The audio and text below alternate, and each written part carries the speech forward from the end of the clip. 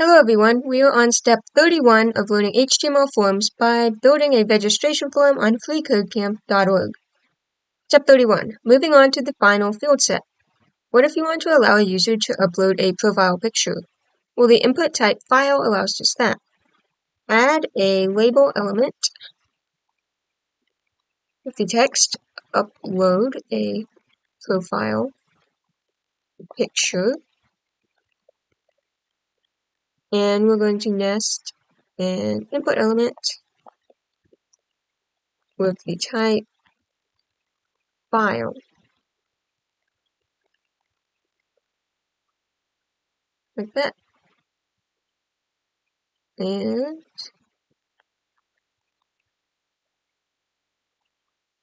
we need to put the colon. And that's it for this video. Thank you so much for watching. I hope you found that helpful, and I will see you next time.